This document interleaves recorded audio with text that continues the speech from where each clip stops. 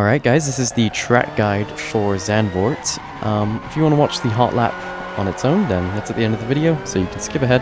But for now, let's do the track guide. Coming up to turn 1, look for the 100 board on the left, and then right before the 50 board is about when you want to be braking really hard on the brakes, and come a bit to the right, and you want to stay as tight as possible with this little inside curb, but don't hit it because it's quite raised. You really want to get as close as possible. And that's going to be a bit of a theme on this track.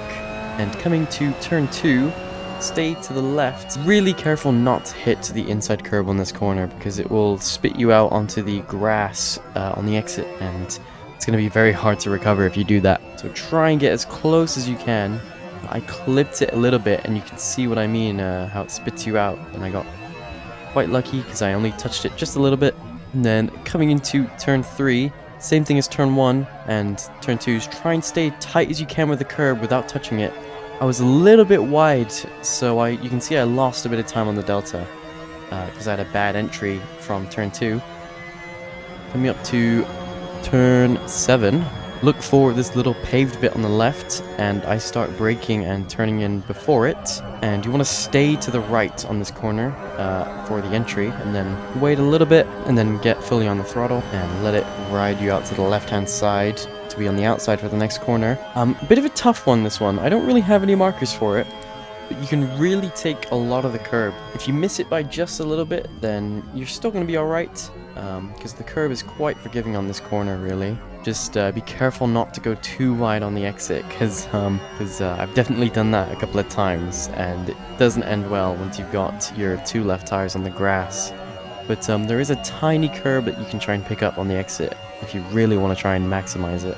Turn 9, this one's really difficult as well. I recommend trying to use the rubbered in line, which is already on the track, as a reference, because it's something that's never really going to change, and it kind of makes up for the lack of any braking markers around this track. As you can see, it gets kind of hard to see once you've rubbered the track in on your own. You will be about 90 kilometers an hour through this corner, so you're gonna have to brake quite a bit, and make sure you hit the apex on the curb, and then you can run it out quite a bit.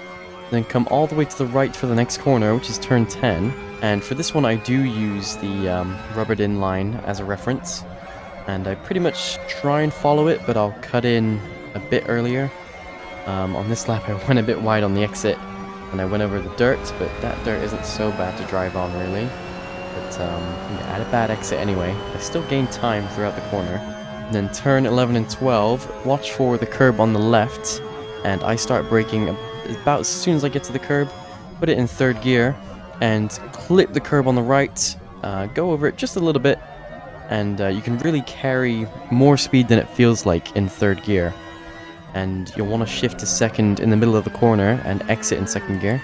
You don't have to worry so much about the curb on the inside because it's quite flat, really. And now for turn 13, which is pretty much the final corner, but not technically. Keep it in 4th gear around this corner, and just a little bit of braking. There's a little bit of a crest as you approach the corner, and that's about when you want to be turning in. Right where the 50-meter board is, I'm pretty sure. So try and clip that inside curb just a little bit. Don't fully go over it because you'll end up in a slide. And then clip that curb on the left if you'd like. And stay as tight as you can with the final corner. Obviously this is a qualifying lap, so tires are nice and warm. So race pace will be a bit slower. But let's get into the setup now. Here is the setup. There's also a link to get it in the description. It's much simpler than copying it, so you can do that also. And these are the tire pressures. I don't really have any issues with these in the races that I did. I only did 2 though, so I'm not too sure. But yeah, these seemed alright. And for LFM, you'll want 19 for the race and about 10 for quali. And always have TC off and ABS on. And feel free to copy everything that I have down in these sections. Before we get into the hot lap, I just want to say thank you to all of the channel members. And if you'd like to become a channel member and support the free setups and track guides, then it's only £1. So if I've given you any knowledge or advice and you think it's worth £1, then you can support me like that. But yeah, let's get into the hot lap.